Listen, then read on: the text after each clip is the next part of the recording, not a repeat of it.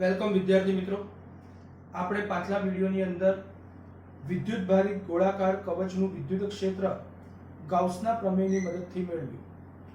આજના વિડિયોમાં આપણે ગાઉસના પ્રમેયનો છેલ્લો ઉપયોગ એટલે કે અનંત વિદ્યુત ભારિત પૃષ્ઠનું વિદ્યુત ક્ષેત્ર અહીં ગાઉસના પ્રમેયની મદદથી મેળવવાનું છે. તો જુઓ વિદ્યાર્થી મિત્રો, અનંત વિદ્યુત ભારિત સમતલ અથવા તો अनंत विद्युत भारित पृष्ठ, अनंत विद्युत भारित पृष्ठનું વિદ્યુત ક્ષેત્ર ગાઉસના પ્રમેયની મદદ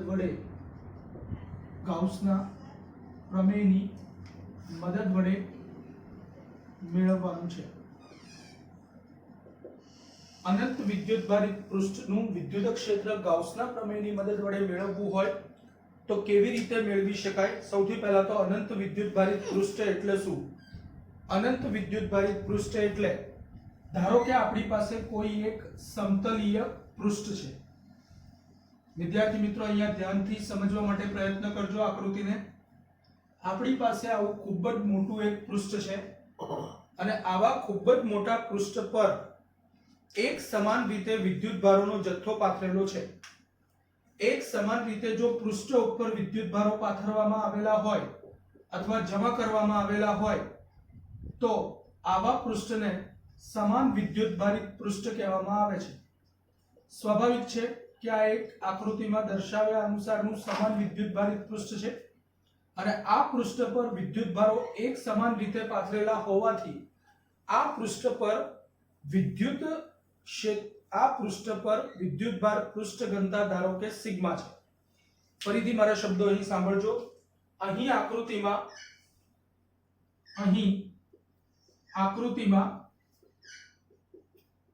સિગ્મા જેટલી પૃષ્ઠ વિદ્યુત ભાર ઘનતા ધરાવતું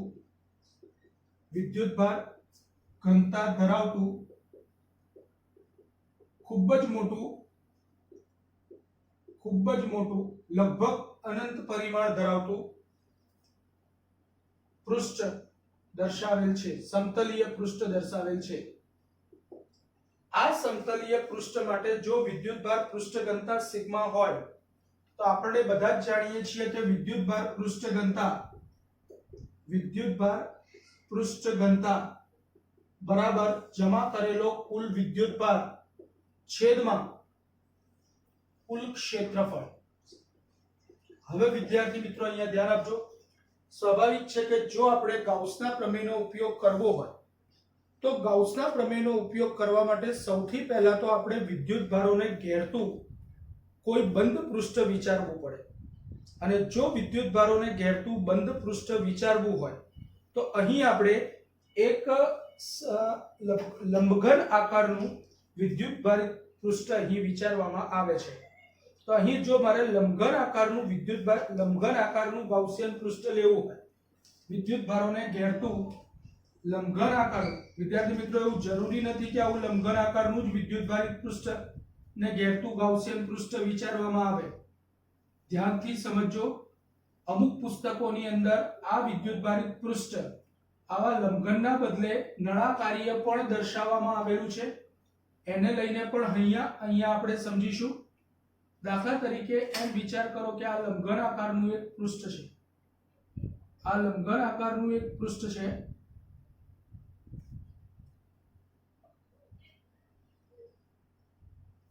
આ લંબઘન આકારનું પૃષ્ઠ આની અંદરથી પસાર થાય છે અને આની અંદરથી પસાર થયા બાદ અહીંયા આ રીતે બહાર નીકળે છે.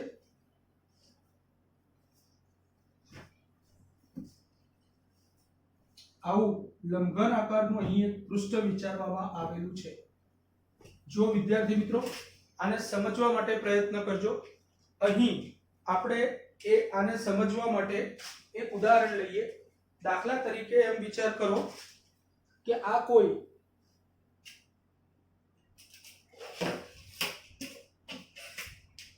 ધ્યાનથી સમજો વિદ્યાર્થી મિત્રો. દાખલા તરીકે એમ વિચાર કરો કે આ કોઈ ખૂબ જ મોટું સમતલીય પૃષ્ઠ છે અને આ પૃષ્ઠ ઉપર એક જો વિદ્યાર્થી મિત્રો અહીંયા અનંત વિદ્યુતભારિત પૃષ્ઠમાંથી લંબઘન આકારનું આપણે એક ગાઉસિયન પૃષ્ઠ પસાર કરેલું છે, જેને સમજવા માટે અહીં ઉદાહરણ લઈએ કે ધારો કે આ એક સમતલીય પૃષ્ઠ છે અને આ પૃષ્ઠ પર એક સમાન રીતે વિદ્યુતભારો આપણે જમા કરેલા છે. જો એક સમાન રીતે વિદ્યુતભારો જમા કરેલું આ પૃષ્ઠ છે અને આ પૃષ્ઠને આર પાર પસાર થાય એવું આ જે સમતલીય પૃષ્ઠ છે એને આર પાર પસાર થાય એવું લંબઘન આકારનું એક પૃષ્ઠ વિચારેલું છે. તમે જોઈ શકો છો આ લંબઘન આકારનું પૃષ્ઠ એને આર પાર રહે તે રીતે પસાર થાય છે. તો આવા સંજોગોની અંદર જો તેને લંબ રૂપે પસાર થતું આ ગાઉસિયન પૃષ્ઠ વિચારીએ તો સ્વાભાવિક છે કે આ ગાઉસિયન પૃષ્ઠનું આડછેદનું ક્ષેત્રફળ A છે અને તેનો ક્ષેત્રફળ સદિશ સ્વાભાવિક છે કે પૃષ્ઠના સમતલને લંબ રૂપે બહારની તરફ આવતો હશે. એવી જ રીતે આ આડછેદના ક્ષેત્રફળ માટે પણ તેનો ક્ષેત્રફળ સદિશ તેના આડછેદને લંબ રૂપે બહારની તરફ આવતો હશે. હવે સ્વાભાવિક છે કે જો તેના આડછેદનું ક્ષેત્રફળ a હોય તો પસાર થતી વખતે જેટલું એનું આડછેદનું ક્ષેત્રફળ હશે માત્ર તેટલો જ વિદ્યુતભાર અહીંયા ઘેરાશે. એટલે આપણે એમ કહી શકીએ, આને સમજવું હોય તો જો બીજી રીતે પણ સમજી શકાય. દાખલા તરીકે મારી પાસે કોઈ અનંત વિદ્યુતભારિત સમતલ છે. આ અનંત વિદ્યુતભારિત સમતલના કિસ્સામાં તેની પર એક સમાન રીતે સિગ્મા જેટલો પૃષ્ઠ વિદ્યુતભાર ઘનતા આવે તે રીતે તેની પર વિદ્યુતભારો જમા કરવામાં આવ્યા છે. હવે જો અહીંયા આપણે લંબઘન આકારનું ગાઉસિયન પૃષ્ઠ વિચાર્યું છે, એના બદલે કોઈ વિદ્યાર્થી અહીંયા નળાકારીય આકારનું ગાઉસિયન પૃષ્ઠ પણ ધ્યાનમાં લઈ શકે. ઘણા પુસ્તકોમાં આવું નળાકારીય આકારનું ગાઉસિયન પૃષ્ઠ આપ્યું છે. જો અહીંયા નળાકારીય આકારનું ગાઉસિયન પૃષ્ઠ હોય તો સ્વાભાવિક છે કે જેટલું એનું આડછેદનું ક્ષેત્રફળ છે એટલો જ વિદ્યુતભાર આ પૃષ્ઠ પર અહીંયા નળાકારીય ગાઉસિયન પૃષ્ઠ વડે ઘેરાશે. ટૂંકમાં નળાકારીય ગાઉસિયન પૃષ્ઠ લેવામાં આવે કે આવું લંબઘન આકારનું ગાઉસિયન પૃષ્ઠ લેવામાં આવે, આ ગાઉસિયન પૃષ્ઠના આડછેદનું જેટલું ક્ષેત્રફળ હોય સ્વાભાવિક છે કે એટલો જ વિદ્યુતભાર અહીંયા ઘેરાશે. અને જો એટલો જ વિદ્યુતભાર અહીંયા ઘેરાવાનો હોય તો આપણે એમ વિચારી લઈએ કે આપેલા અથવા પસંદ કરેલા ગાઉસિયન પૃષ્ઠના આડછેદનું ક્ષેત્રફળ જો a જેટલું હોય તો ગાઉસિયન પૃષ્ઠ વડે ઘેરાતો કુલ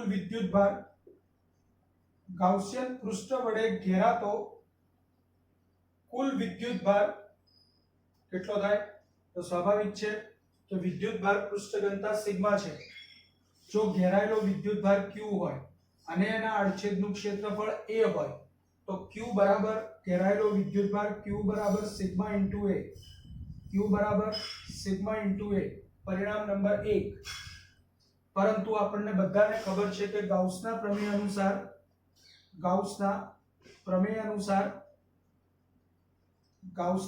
અનુસાર કોઈ પણ બંધ પૃષ્ઠ વડે ઘેરાતો વિદ્યુતભાર q હોય તો તેના સાથે સંકળાયેલું કુલ વિદ્યુત ફ્લક્સ phi બરાબર q upon epsilon naught વડે દર્શાવી શકાય છે. phi બરાબર q upon epsilon naught વડે દર્શાવી શકાય છે. એટલે કે અહીં q બરાબર સિગ્મા ઇન્ટુ a હોવાથી sigma into a upon epsilon naught આ આપણે ગાઉસના પ્રમેયનો ઉપયોગ કર્યો. આ સમીકરણને નંબર આપી દઈએ, સમીકરણ નંબર 2.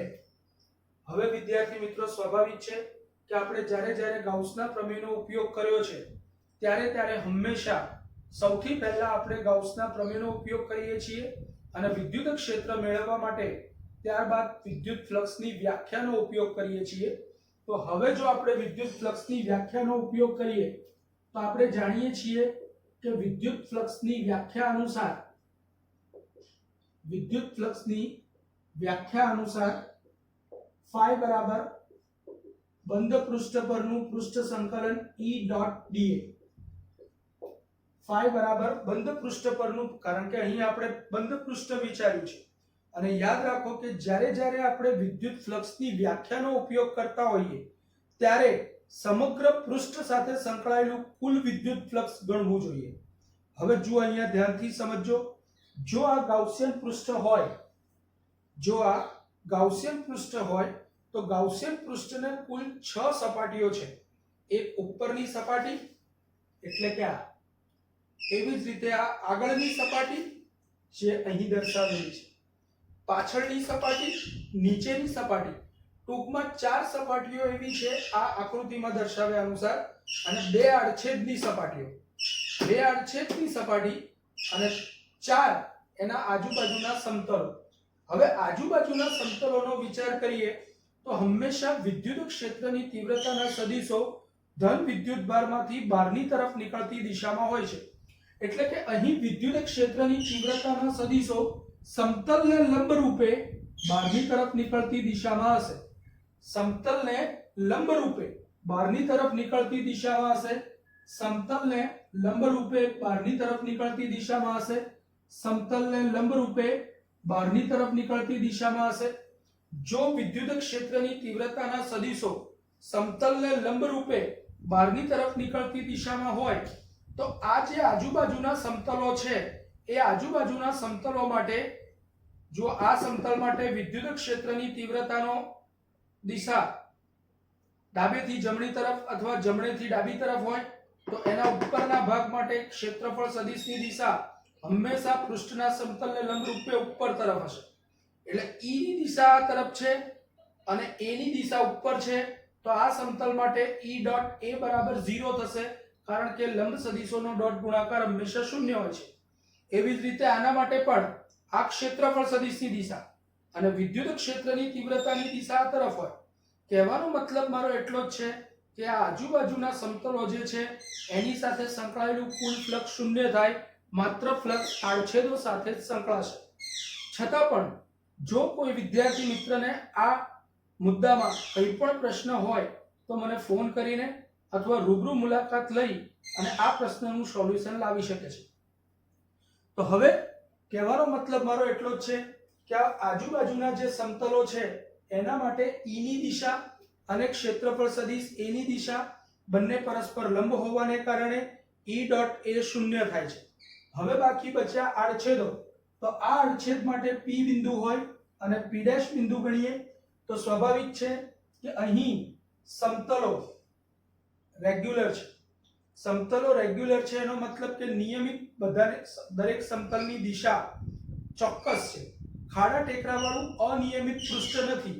એટલે સ્વાભાવિક છે કે આપણે માત્ર ડોટ ગુણાકારની મદદ વડે P બિંદુ સાથે સંકળાયેલું ફ્લક્સ શોધીએ તો P બરાબર E ડોટ A. P બિંદુએ E અને A ની દિશા સમાન છે, તેથી EA cos 0 બરાબર 1 એટલે કે EA મેળવી શકાય. એવી જ રીતે P' બિંદુ માટે, તો P' બિંદુ માટે પણ phi P' બરાબર EA cos 0 બરાબર EA. કહેવાનો મતલબ મારો એટલો જ છે કે ઉપરના સમતલને કંઈક અલગ નામ આપીએ, Q, R, S, T અને U એવા અલગ અલગ નામ આપેલા હોય તો તેના જે સમતલો આજુબાજુના છે એની સાથે સંકળાયેલું કુલ ફ્લક્સ 0 બને છે. માત્ર અને માત્ર આડછેદો સાથે જ ફ્લક્સ સંકળાય છે જે આપણે ગણેલું છે. તેથી સમગ્ર ગાઉસિયન પૃષ્ઠ સાથે સંકળાતું કુલ વિદ્યુત ફ્લક્સ જો મેળવવા જઈએ તો phi બરાબર P સાથે સંકળાતું ગાઉસિયન પૃષ્ઠના કુલ 6 સપાટીઓ છે, 6 સમતલો છે, જે પૈકી P સાથે સંકળાયેલું ફ્લક્સ EA છે, P' સાથે સંકળાયેલું ફ્લક્સ પણ EA છે, પરંતુ આજુબાજુના જે ચારેય સમતલ છે એની સાથે સંકળાયેલું ફ્લક્સ શૂન્ય છે. એટલે કુલ ફ્લક્સ phi બરાબર twice EA. ટૂંકમાં આ પણ ફ્લક્સની સમીકરણ છે જેને સમીકરણ નંબર 3 કહીએ. અહીં ફ્લક્સનું આપણને એક સમીકરણ મળ્યું છે સિગ્મા A/ε0. ફ્લક્સનું બીજું સમીકરણ આપણને મળી ગયું twice E into A. જો બંને સમીકરણોને સરખાવવામાં આવે તો સમીકરણ 2 અને 3 પરથી twice EA બરાબર sigma into A upon epsilon naught. અહીં એ કેન્સલ કરવામાં આવે તો E બરાબર સિગ્મા અપોન 2 એપ્સિલન નોટ. વિદ્યાર્થી મિત્રો યાદ રાખો કે અહીં વિદ્યુત ક્ષેત્રની તીવ્રતા એ અંતર સાથે બદલાતી નથી, તે અંતર પર આધારિત નથી. અહીં વિદ્યુત ક્ષેત્ર માત્ર અને માત્ર સિગ્મા અપોન 2 એપ્સિલન નોટ જેટલું મળે છે. યાદ રાખો કે જો ધન વિદ્યુત ભારિત પૃષ્ઠ હોય, જો ધન વિદ્યુત ભારિત સમતલીય પૃષ્ઠ હોય તો તેનું વિદ્યુત ક્ષેત્ર કોઈ પણ બિંદુએ સિગ્મા અપોન 2 એપ્સિલન નોટ જેટલું હોય છે અને હંમેશા ધન વિદ્યુત ભારના કિસ્સામાં પૃષ્ઠના સમતલને લંબરૂપે બહારની તરફ આવતી દિશામાં હોય છે. જો વિદ્યાર્થી મિત્રો અહીં ધ્યાનથી સમજજો, જે હું શબ્દો બોલ્યો એ શબ્દનો અહીંયા મતલબ શું કરવો.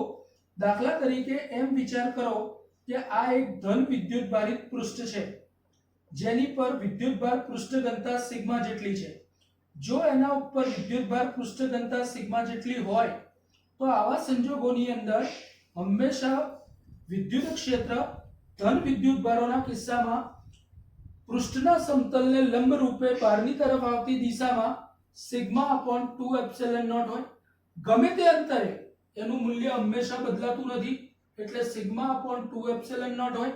ધન વિદ્યુતભારોના કિસ્સામાં પૃષ્ઠના સમતલને લંબ રૂપે બહારની તરફ આવતી દિશામાં હંમેશા તેનું મૂલ્ય સિગ્મા અપોન 2 એપ્સિલન નોટ જેટલું હોય છે.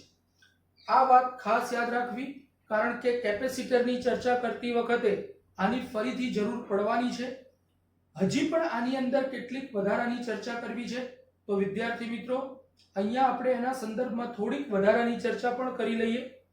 જો વિદ્યાર્થી મિત્રો અહીં આપણે ચર્ચા કરવી હોય એક અગત્યની વાત તમને સમજાવવા જઈ રહ્યો છું. દાખલા તરીકે અહીંયા આગળ એમ વિચાર કરો કે મારી પાસે એક ધન વિદ્યુત ભારિત પૃષ્ઠ છે. આ ધન વિદ્યુત ભારિત પૃષ્ઠ છે જેની પર વિદ્યુત ભારો બહુ જ ગીચોગીચ પાથરવામાં આવેલા છે. બહુ જ ગીચોગીચ છે એટલે સ્વાભાવિક છે કે અહીં વિદ્યુત ભાર પૃષ્ઠ ઘનતા ખૂબ વધારે છે અને આની વિદ્યુત ભાર પૃષ્ઠ ઘનતા સિગ્મા 1 જેટલી છે. જો આની વિદ્યુત ભાર પૃષ્ઠ ઘનતા સિગ્મા 1 જેટલી હોય તો આવા સંજોગોમાં આની અંદરથી બહારની તરફ નીકળતું વિદ્યુત ક્ષેત્ર સિગ્મા 1/2 એપ્સિલન નોટ ગણી શકાય. કોઈ પણ અંતરે એનું મૂલ્ય બદલાતું નથી, એને સિગ્મા 1/2 એપ્સિલન નોટ ગણી શકાય. કોઈ પણ અંતરે એનું વિદ્યુત ક્ષેત્ર હંમેશા પૃષ્ઠના સમતલને લંબ રૂપે અને ધન વિદ્યુતભાર હોવાથી બહારની તરફ નીકળતી દિશામાં સિગ્મા 1/2 એપ્સિલન નોટ ગણી શકાય. હવે કંઈક નવું વિચારીએ. દાખલા તરીકે હું એવું વિચારું છું કે અહીં આ પ્લેટના વિસ્તારમાં હું એક બીજી પ્લેટ મૂકી દઉં. આ એક બીજી પ્લેટ છે. ધારો કે આ બીજી પ્લેટ છે અને આ બીજી પ્લેટ ઋણ વિદ્યુત ભારિત છે. ઋણ વિદ્યુત ભારિત છે અને સાથે સાથે વિદ્યુત ભારો અહીંયા એટલી ગીચતાથી પાથરવામાં આવ્યા નથી. ધારો કે એની વિદ્યુત ભાર પૃષ્ઠ ઘનતા સિગ્મા 2 હોય. ધારો કે એની વિદ્યુત ભાર પૃષ્ઠ ઘનતા સિગ્મા 2 હોય તો હંમેશા વિદ્યુત ક્ષેત્રની તીવ્રતાના સદિશો પૃષ્ઠના સમતલને લંબ અંદરની તરફ દાખલ થતી દિશામાં હશે, એટલે એને સિગ્મા 2/2 એપ્સિલન નોટ વડે દર્શાવવામાં આવે છે. અંદરની તરફ દાખલ થતી દિશામાં સિગ્મા 2/2 એપ્સિલન નોટ, ઋણની અંદરની તરફ દાખલ થતી દિશામાં સિગ્મા 2/2 એપ્સિલન નોટ. તો હવે આ બંને પ્લેટોના વિદ્યુત ક્ષેત્રોનો અહીં સુપરપોઝિશન એટલે કે સંપાતીકરણ થશે. અને જો બંનેના વિદ્યુત ક્ષેત્રોનું સંપાતીકરણ થવાનું હોય તો આવા સંજોગોની અંદર અહીં પરિણામી વિદ્યુત ક્ષેત્ર તમે જોઈ શકો છો કે બંનેની દિશાઓ એકબીજાને સમાંતર જ છે. બંનેની દિશાઓ જો સમાન દિશામાં હોય તો અહીં બંનેના વિદ્યુત ક્ષેત્રનો સરવાળો થશે અને પરિણામી વિદ્યુત ક્ષેત્ર આપણને મળશે સિગ્મા 1 + સિગ્મા 2/2 એપ્સિલન નોટ. અહીં બંનેના વિદ્યુત ક્ષેત્રો પરસ્પર વિરુદ્ધ દિશામાં છે એટલે બાદબાકી થશે અને સિગ્મા 1 - સિગ્મા 2/2 એપ્સિલન નોટ અહીં પણ બાદબાકી થશે અને સિગ્મા 1 - સિગ્મા 2/2 એપ્સિલન નોટ. ટૂંકમાં જો આપણને બે વિદ્યુત ભારિત પૃષ્ઠ આપવામાં આવેલા હોય સમતલીય અને તેમને એકબીજાની ખૂબ જ નજીક રાખવામાં આવેલા હોય તો આ રીતે આપણે વિદ્યુત ક્ષેત્રોનો સરવાળો અથવા બાદબાકી કરીને પરિણામી વિદ્યુત ક્ષેત્ર મેળવી શકીએ છીએ. તો અહીં વિદ્યાર્થી મિત્રો ચેપ્ટર 1 નો થિયરી પાર્ટ પૂર્ણ થાય છે. દાખલાઓ બોર્ડ પર લેવા શક્ય નથી એટલા માટે હું તમને આગ્રહ કરીશ કે જો તમે ઝૂમ મીટિંગ અથવા ગૂગલ મીટ પર દાખલાનો લેક્ચર અરેન્જ કરી શકાય એમ હોય તો મને ખૂબ જ આનંદ થશે. નહીં તો પછી મારે દાખલાઓ માટે એક અલગ જ પીરિયડ લેવો પડશે જેની વિદ્યાર્થી મિત્રોએ નોંધ લેવી. આવતા વિડીયોથી હું ચેપ્ટર 2 ના થિયરી પાર્ટને શરૂઆત કરીશ. Thank you very much everyone.